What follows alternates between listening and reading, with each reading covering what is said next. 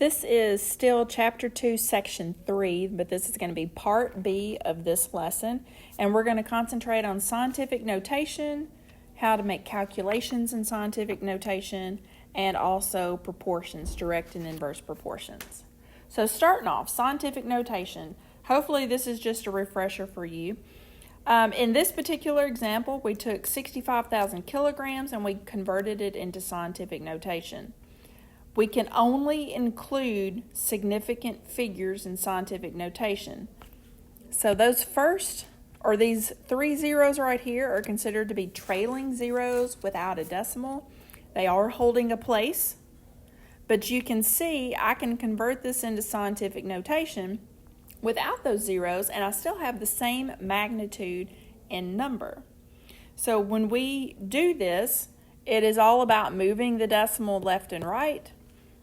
We want to move the decimal to where there is only one digit that is not a zero in front of the decimal. So one digit in front of the zero that's not a decimal, and then any other significant digits go behind the decimal. The number of places you move this will be your exponent. So we did move this 1, 2, 3, 4 spots. And because we moved this and we made our number technically smaller, the exponent has to get larger by that many places. You can remember it with this particular one right here. A large number has a positive exponent, a small number has a negative exponent. I do explain it a little differently. That way I can use those same explanations when we get to calculations. So if I made this number into a smaller number, then my exponent, find in a color here, my exponent has to get larger. So if you make your number smaller, then the exponent has to become larger. And the proper way to write our scientific notation is you have your number with only one number in front of the decimal times 10 to some exponent. And again, the exponents can be positive or negative. It just depends on how you're moving your decimal. So that is that one. And again, only include significant figures. Let's work out just a few examples. In this one right here, we have 2.4 million. All of those zeros at the end are considered to be trailing zeros and are not significant, but they are holding a place. 4, 5, 6. I'm moving it 6 places. I made this number smaller though, so my exponent has to get larger by 6 places. So 0 plus 6, because technically 10 to the 0 is just like saying 1, so 2.4 times 1 is still 2.4. That's why you can leave it off originally. Plus 6 is still going to be 6. So my final answer is 2.4 times 10 to the 6th. In the next example, these 3 zeros are all leading zeros. They are also placeholders, but they are not significant. So my decimal gets moved over here between the 2 and the 5, so 2.56 times 10 to the, well, I made this number larger, so I have to make the exponent smaller by 3 places. So 0 minus 3 is a negative 3. Now we're going to go in reverse for number 9. In this one, if I want to go into long form, we started in long form in 7 and 8. So we're going from scientific notation to long form. We have to get rid of the exponent. Well, to get rid of that negative 5, we add 5 to make it times 10 to the 0. And again, 10 to the 0 is 1, so you can just leave that off. So we need to move our decimal place to where it makes our number larger by 5 places since we are adding 5. Well, 7, there's my understood decimal. 1, 2, 3, 4, 5. I'm filling in all of those with a, I am so sorry.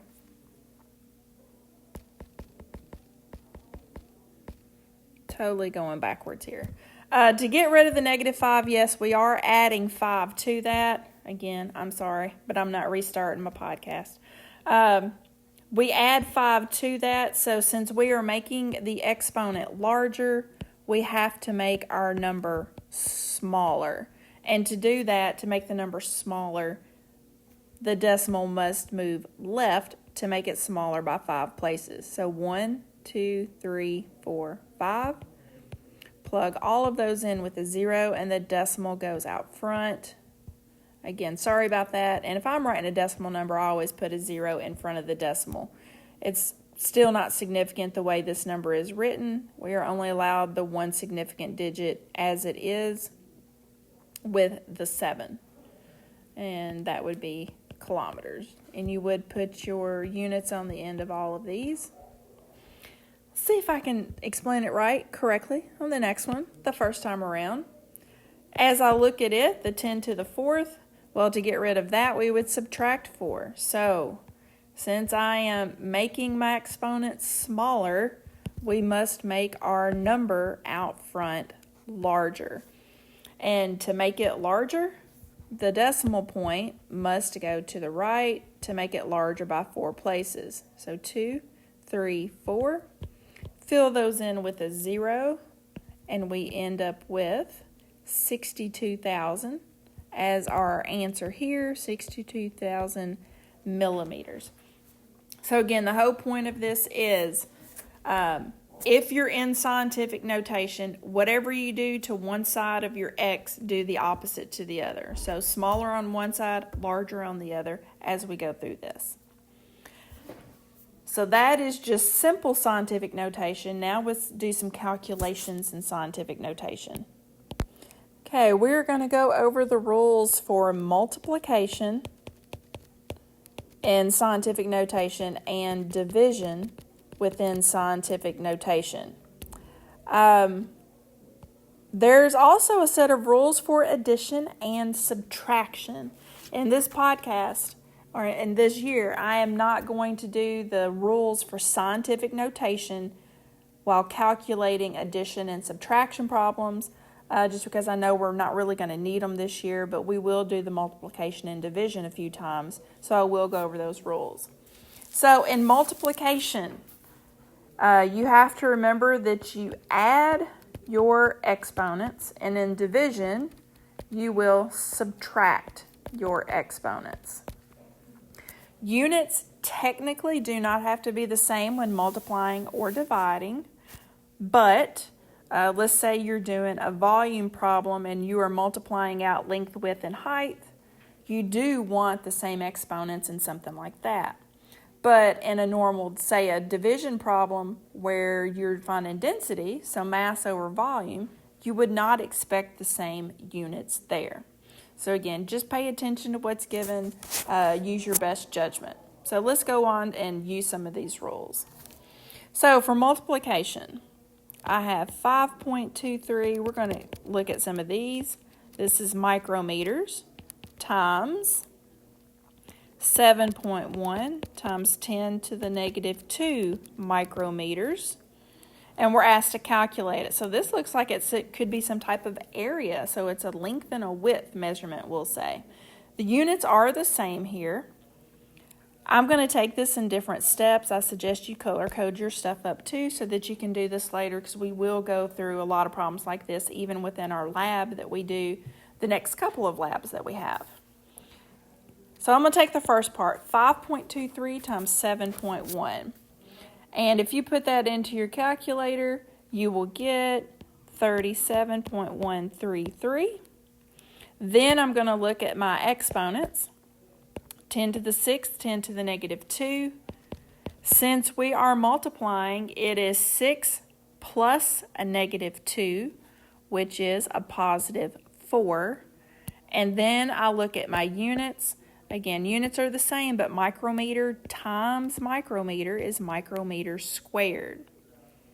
Now, we've got two things that we've got to think about.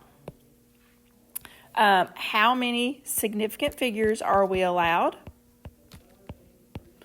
And then you must round it properly once you know how many significant figures that you have. So, how many significant figures? Round it properly and put it in proper scientific notation. Proper scientific notation. These two can be done in either order, just as long as you do each one independently properly. So, I'm going to go ahead and look at significant figures. Based on my given information, the rule for multiplication and division was fewest total significant figures given. Since these are given in scientific notation, I concentrate on these values. I have 3 significant figures in the first one, 2 in the second one, so I'm only allowed 2 significant figures in my answer. 1, 2. And I can go ahead and do my rounding now. That will stay 37 times 10 to the 4th micrometers squared. Now I'm going to look at the proper scientific notation. I'm only allowed 1 number in front of the decimal, so it must come back to here for 3.7. Since I made that number smaller, I must make my exponent larger. So I'm adding a place to it to get a 5. So 3.7 times 10 to the 5th micrometers squared ends up being my final answer. So again, a lot of steps to think about.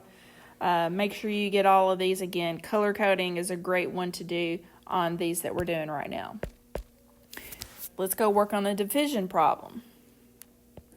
5.44 times 10 to the 7th grams.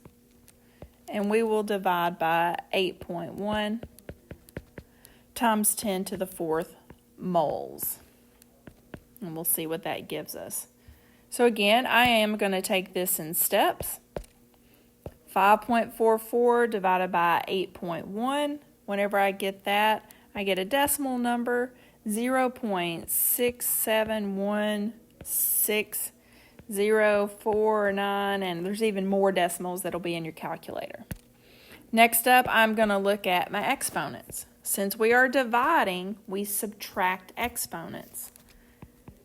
7 minus 4 is 3. So 10 to the 3rd. And we're going to look at units.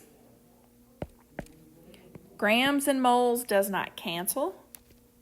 I'm going to write this one down. This is one at this point you're going to be a little more unfamiliar with, but this does go with the derived quantity for molar mass, so it is a good set of units.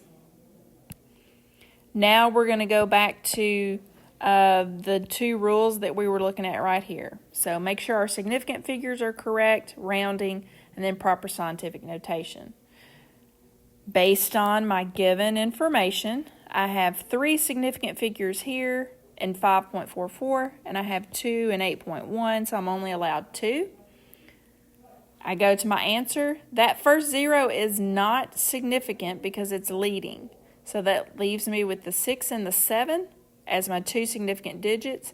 The 7 will stay where it is, so 0.67 times 10 to the 3rd grams per mole. And now we're going to look to make sure this is in proper scientific notation. Remember, you're allowed 1 digit in front of the decimal that is not a 0. So I have to move it to make it 6.7. I made this number larger, so I must make my exponent smaller by the 1 place I moved the decimal. So I'm subtracting 1 from that. So your final answer is 6.7 times 10 to the 2 grams per mole. Now, in both of these examples, you could have put the original information in long form and just plugged it into your calculator and not had to worry about any of this stuff that we were doing below. But I promise you, once we have, say, quizzes, tests, and even in our labs, we're going to be dealing with exponents such as, say, -10, +31, -27. that number of digits will not fit into your calculator. So I will force you to use the rules that I'm showing you here. Again, we're using baby calculators, not scientific calculators. So you've got to learn the rules. And last up, we're going to look at proportionalities. We have direct and inverse proportions. And with these, for direct proportions, we're saying y is proportional to x. That little fish sign does mean proportional to. That doesn't mean equal. It just means two different variables, in this case y and x, do have a direct relationship with each other. By direct, I mean they either increase together or decrease together. If you were to plot two variables that are directly proportional, you would get a linear line. So if you plot those two, you would get a linear line, a lot like our mass over volume, giving us density. So if I were to rearrange the y and the x, I have some variations. So y divided by x, if I put them on the same, would give us some sort of constant. So k is a constant. I could go the other way depending on what it is I'm doing. X over y still giving me a constant value. So if you divide two variables and get a constant value, they are directly related. Again, divide and direct both start with the letter D to look at this. Let's go look at an example of this and some data that goes with it so I can show you what I'm talking about. So you have a picture of this in your book, but as I'm looking at the data, we have mass and volume data. Notice that the mass data as I move down is increasing. Volume data as I move down is also increasing. So they are directly related, moving in the same direction, because when I divide the two, mass and volume, notice the values I get. They are relatively constant. So we have mass and volume data plotted right over here, and you can see we get a straight line graph. We're going to be doing a lab next week over density of pennies, and you're going to be collecting data similar to what you see here, and then making a plot similar to this one right here. So notice how neat this plot is. Scales are really good, and you will get some sort of linear line on this. So if we found the slope of this linear line, if I found the slope in this case would be equal to the density, which is roughly 2.70. So mass and volume are directly related for a substance. Next up, we have inverse proportions. So y is proportional to 1 over x. And if you were to plot this data, you would get what's called a hyperbola. It won't extend to where it touches the x or the y axis. If I rearrange your y and your x, you end up with y times x is equal to a constant. So when you multiply two variables and get a constant value, they are considered to be inversely related. So multiplying two variables to get a constant value, they are inversely related, meaning they move in opposite directions. If one variable increases, the other must decrease. And we'll look at an example here. Okay, so in this one, the two variables that we are plotting pressure and volume. So as I look at the data, pressure data is increasing as I move down, but notice that your volume data is actually decreasing as you move down, so they are moving in opposite directions. But when we multiply the two variables, we get a relatively constant value. So we've gone off over here to the side, and we are plotting these two, volume on the y-axis, pressure on the x-axis. And you see that hyperbola that is coming in.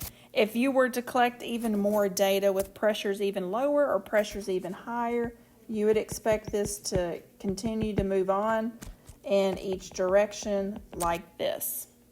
So again, there you have your correlation between the variables pressure and volume. This happens to be data for nitrogen.